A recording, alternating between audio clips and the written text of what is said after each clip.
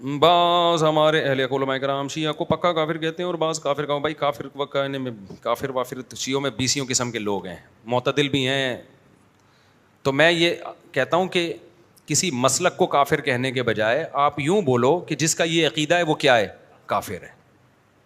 جو نبی کو حاضر ناظر جانتا ہے بلا کسی تعویل کے وہ کیا ہے, کافر ہے. جو نبی کو مشکل کشا مانتا ہے بلا کسی تعویل کے وہ کیا ہے, کافر ہے. تو جو حضرت عائشہ رضی اللہ تعالیٰ عنہ پہ زنا کی تہمت لگاتا ہے وہ کیا ہے, کافر ہے.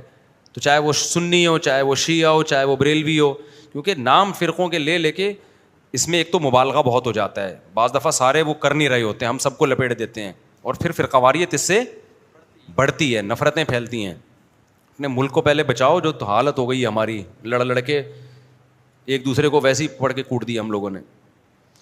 آسٹریلیا سے سوال ہے کہ ہم جا رہے تھے وہاں اگر نماز پڑھتے ہیں کہ ہم ان کو منع کرنے والے کہہ رہے ہیں. ہم جہاں آسٹریلیا میں رہتے ہیں وہاں اکثر اہل تشیع حضرات, وہاں جس علاقے میں رہتے ہیں وہاں زیادہ تر شیعہ حضرات ہیں, تو ہمارے گھر میں آ کر اپنی نماز پڑھتے ہیں. پڑھنے دو بھائی, میرے بھائی, وہ جائے نماز پہ ڈیلا رکھتے ہیں, رکھنے دو. آپ کے گھر آ کے نماز پڑھ رہے ہیں نا, کوئی آپ کے چوری تو نہیں کر رہا نا. بار بار میں ایک بات کہتا ہوں, دوسرے کے مسلک کو چھیڑو نہیں, اپنے مسلک کو چھوڑو نہیں. ہاں جب وہ حق کی تلاش میں آپ کے پاس آئے دلائل, تو علماء سے دلائل پوچھ کے اس کو محبت کے ساتھ سمجھا دو. مان جائے ٹھیک ہے, نہیں مانے تو اس کی مرضی ہے بھائی. اتنی دنیا میں اور کچھ ہو رہا ہے تو کیا ہو گیا. تو یہ ضرور ہے کہ کوئی بھی شخص, چاہے وہ سنی ہو چاہے وہ شیعہ ہو, آپ کے سامنے صحابہ کی گستاخی نہ کرے. وہ اب بولو بھائی یہ حدود سے کیا ہو رہا ہے.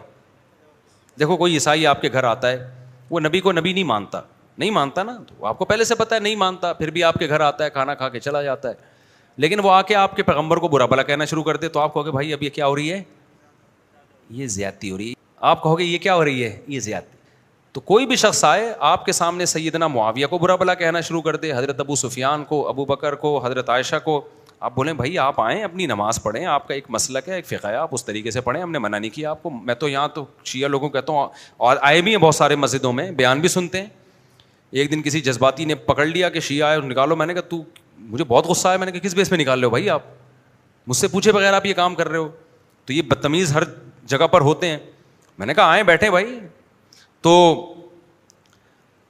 مجھ سے ملتے ہیں بہت سارے شیعہ لوگ بھی, میں کہیں جاتا ہوں نا اور بتا رہے ہوتے ہیں میں شیعہ ہوں لیکن آپ کو سنتا ہوں, تو ہمیں عادت نہیں ہے اس کو جا کے چھیڑنا شروع کر دیں, پن کرنا شروع کر دیں.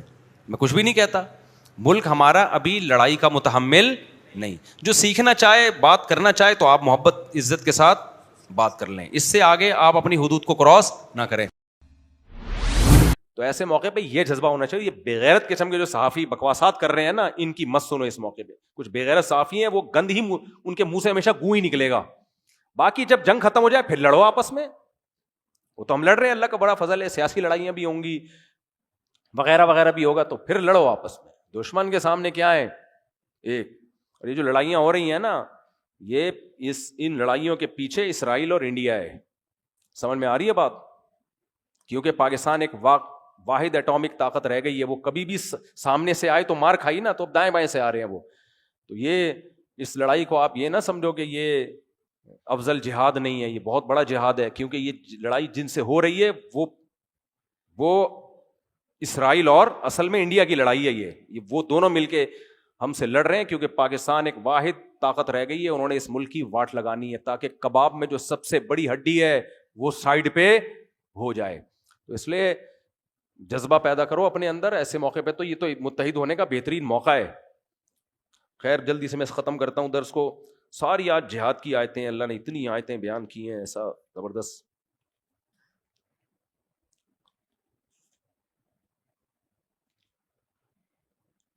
یا ایھا الذین آمنوا قاتلوا الذین یلونکم من الکفار ولیجدوا فیکم غلظہ.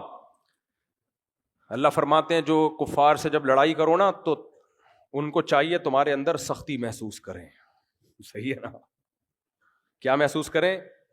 جب لڑائی ہو تو ان کو لگے کہ غلط لوگوں سے ہمارا پالا پڑ گیا ہے.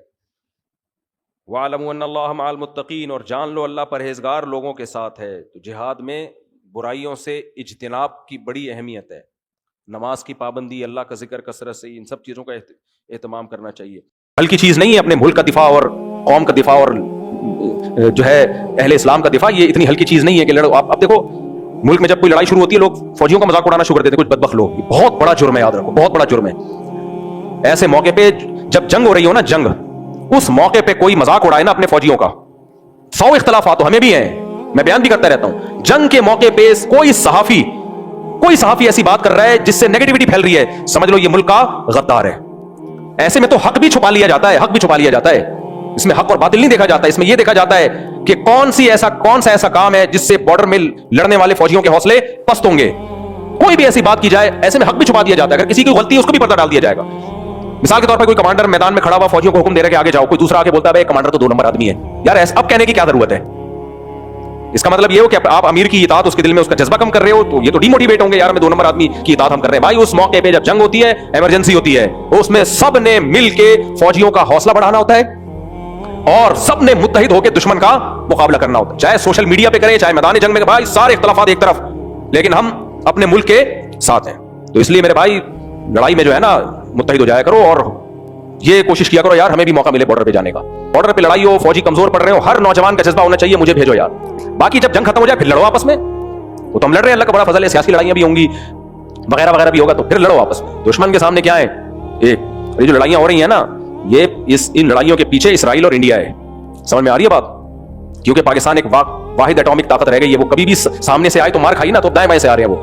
تو یہ اس لڑائی کو آپ یہ نہ سمجھو کہ یہ افضل جہاد نہیں ہے, یہ بہت بڑا جہاد ہے, کیونکہ یہ لڑائی جن سے ہو رہی ہے وہ اسرائیل اور اصل میں انڈیا کی لڑائی ہے. یہ وہ دونوں مل کے ہم سے لڑ رہے ہیں, کیونکہ پاکستان ایک واحد طاقت رہ گئی ہے, انہوں نے اس ملک کی واٹ لگانی ہے تاکہ کباب میں جو سب سے بڑی ہڈی ہے وہ سائڈ پہ ہو جائے. تو اس لیے جذبہ پیدا کرو اپنے اندر, ایسے موقع پہ تو یہ تو متحد ہونے کا بہترین موقع ہے.